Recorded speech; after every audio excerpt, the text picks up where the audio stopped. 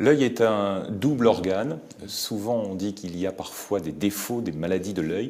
L'œil parfait existe? Et il y a très peu de gens qui, par un cadeau de la nature, ont reçu une optique parfaite et qui atteignent des acuités visuelles de 200%, 250%, même 300%. Très rare, mais ça existe. On sait que les enfants, à leur naissance, ont souvent des grands yeux. Comment grandit l'œil? Alors étonnamment, l'œil d'un bébé est déjà assez grand en comparaison au reste du corps, mais l'œil connaît encore un agrandissement dans sa longueur axiale jusqu'à environ 22-23 mm jusqu'à l'âge de 25 ans. L'œil progresse en matière d'acuité visuelle aussi. Un bébé voit moins bien qu'un jeune adulte? Tout à fait. Un bébé, on est né avec une acuité visuelle très basse et le bébé, dans les premiers mois de sa vie, commence à gérer l'information visuelle et c'est le cerveau qui apprend à interpréter l'image pour augmenter son acuité visuelle. L'acuité visuelle se dégrade au fil des ans, au fil du temps? L'acuité visuelle non corrigée se dégrade en correspondance au degré d'amétropie, au degré de myopie. Normalement, on arrive à un plateau vers 25 à 30 ans et on reste stable. Là, nous sommes dans les défauts. Côté maladie, on entend beaucoup parler de la cataracte. Elle existe bien sûr, elle est majeure, notamment chez certains patients avec l'âge. Oui. Il existe d'autres maladies de l'œil? Des milliers. Il y a des centaines de maladies du segment antérieur, du segment postérieur. On parle souvent de maladies rares parce que ça touche moins que 1 pour 1000 de la population. Mais comme centre universitaire, on est face à une grande population et on voit ces maladies rares pratiquement tous les jours. La cataracte, c'est un voile qui se met sur l'œil. C'est comme ça que le patient souvent l'exprime. C'est une réalité? La cataracte est une opacification de votre lentille qui n'est pas per se une vraie maladie parce que tout le monde vivra sa cataracte si le seul moyen de s'en échapper est de mourir avant. L'opacification de la lentille se fait à partir de l'âge de 14 ans.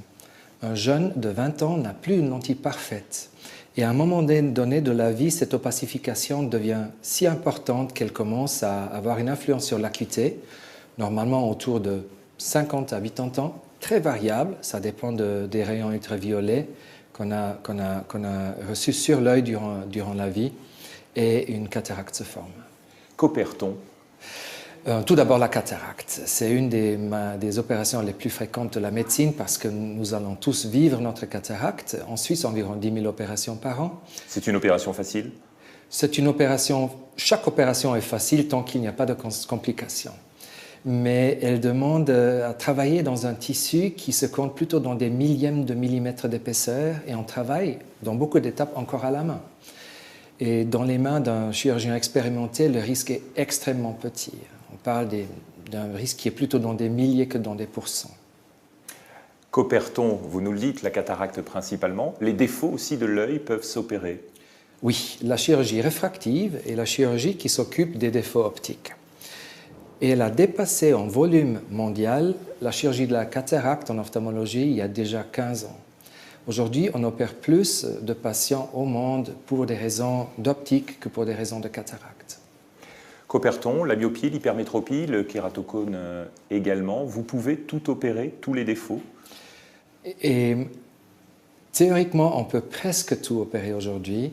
Vous parlez d'un côté des défauts qui sont plutôt des défauts. On parle de la chirurgie de convenance lorsqu'on ne veut plus avoir ses lunettes. C'est la partie de la chirurgie réfractive que le grand public connaît le mieux. C'est comment est-ce que je peux vivre sans lunettes. À côté de cela, on utilise les moyens de la chirurgie réfractive aujourd'hui pour faire aussi toute autre chose comme des transplantations de la cornée dans le cas des maladies, comme le traitement du kératocone, comme le traitement d'autres maladies qui déforment l'optique. La main du chirurgien est indispensable dans la chirurgie de l'œil, j'imagine. Le laser l'est tout autant? Tout à fait. Et le succès est multifactoriel. Il vous faut de la haute technologie, il vous faut un environnement qui vous permet à faire un pré-examen qui tient le coup. Et il vous faut l'expérience, comme dans chaque profession, l'expérience de celui qui manipule la high-tech. Je dirais que 99% de ces opérations se passent en ambulatoire. C'est une anesthésie par goutte. L'opération même dure environ une demi-heure par œil. On peut parfois opérer les deux yeux à la fois pour certaines questions. Le patient, à la fin de l'opération, peut rentrer à la maison. Il a en général une lentille de contact comme pansement sur l'œil et on le verra le lendemain et on regarde la suite. Le patient reste conscient pendant l'opération? Tout à fait. J'ai besoin de la collaboration du patient. Il reste conscient et sa tâche est de fixer une petite lumière qui cligne, la lumière de fixation dans le laser.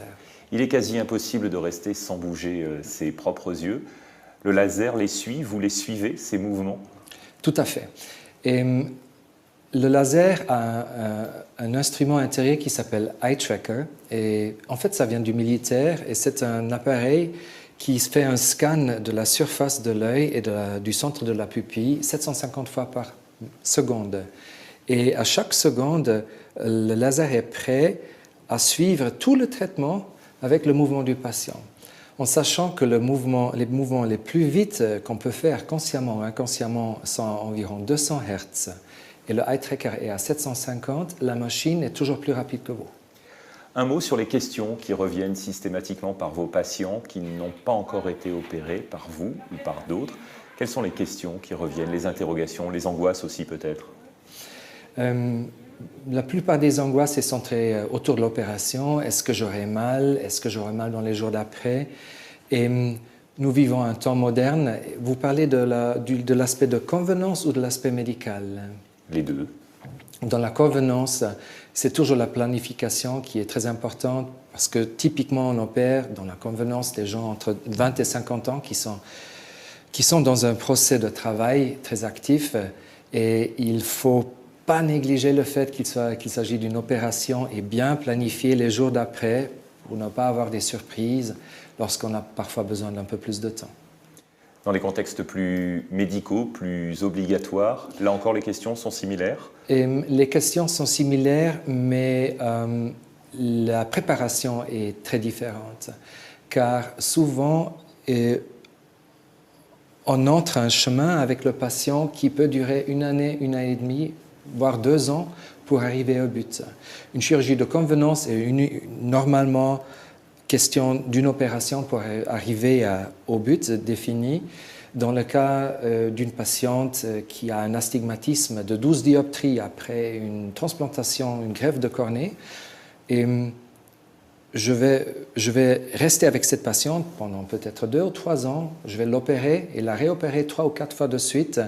C'est comme recréer une optique sur mesure et on s'approche tout gentiment, étape par étape, à l'état final. Il est important d'accompagner le patient tout au long de ce processus. Énormément. Vous sentez effectivement que ça a une vraie importance? Dans les cas médicaux, oui, parce que les patients doivent comprendre que la solution ne sera pas là demain, mais c'est comme un procès qu'il faut entrer et ça va durer un moment et souvent ça prend pas mal de patience. Mais la patience sera récompensée à la fin. Vous intervenez aussi après des accidents où les yeux peuvent être endommagés, touchés. Là encore, la chirurgie réfractive peut vous aider? Tout à fait. On parle des perforations de l'œil avec des cicatrices énormes. On parle de tout ce qui peut rendre la surface de la cornée irrégulière. Et dès que vous avez une surface irrégulière, l'image du monde autour de vous devient complètement irrégulière et ne pas corrigeable avec des moyens comme lunettes ou lentilles. Et dans ces cas-là, on entre en matière soit par la chirurgie réfractive au laser, soit par les transplantations de cornée qui aujourd'hui ne se font plus à la main en ce qui concerne la découpe, mais avec les mêmes lasers qu'on utilise pour la chirurgie réfractive. Ces lasers sont amenés à progresser encore. Vous avez le sentiment d'être au début d'une nouvelle ère technologique qui va vous amener plus loin encore? On a la grande chance de ne pas seulement être utilisateur, mais co-développeur avec l'industrie. Une bonne partie de cette industrie, qui pour le moment a le lead mondial, se trouve en Suisse, à Bienne, dans la fameuse vallée. Et on collabore avec ces compagnies pour développer les prochaines générations. On aura par exemple dans 1 année ou 2 ans des lasers qui font la cataracte. Et ça va nous ouvrir une toute autre possibilité de précision au niveau de l'opération de la cataracte. Il y a presque 20 ans que la professeure Charlotte Remet à Zurich, mon futur mentor, m'a donné l'amour pour la recherche en ophtalmologie et j'ai passé d'abord presque 5 ans dans le laboratoire de recherche essayant de trouver des moyens de thérapie génique pour des maladies rétiniennes. Et après, dans la clinique, c'est une branche fascinante parce qu'on peut voir des patients, on peut faire des opérations, on peut faire de la recherche qui, j'espère, aura un effet immédiat aux patients. Et en fin de compte, tout ce qu'on essaie, nous, est de trouver quelque chose qui nous rend très satisfaits à la fin du jour. Question plus personnelle encore et peut-être indiscrète, comment voyez-vous? Je vois très bien, je vois 150% en binoculaire. Après ma chirurgie réfractive que j'ai eue il y a 6 ans, j'avais moins 5 dioptries. Et ça vous démontre aussi la grande confiance qu'on peut avoir, je pense, dans la chirurgie réfractive moderne aujourd'hui, parce que je ne suis pas avocat ou je n'ai pas une profession que je pourrais toujours exercer avec une acuité un peu plus basse. J'ai besoin d'un regard absolument précis et s'il y avait eu le moindre risque, je n'aurais jamais fait cette opération. Je l'ai fait, je suis très heureux. Comment vous l'avez vécu justement? L'avant, le pendant et le juste après en tant que patient, de l'autre côté? Ce qui était difficile, comme je suis chirurgien, il fallait vraiment ne penser à rien. Et je peux aujourd'hui dire aux patients que ça ne fait jamais mal, c'est peut-être un peu désagréable, ça donne une certaine pression sur l'œil, mais ça ne fait pas mal cette opération.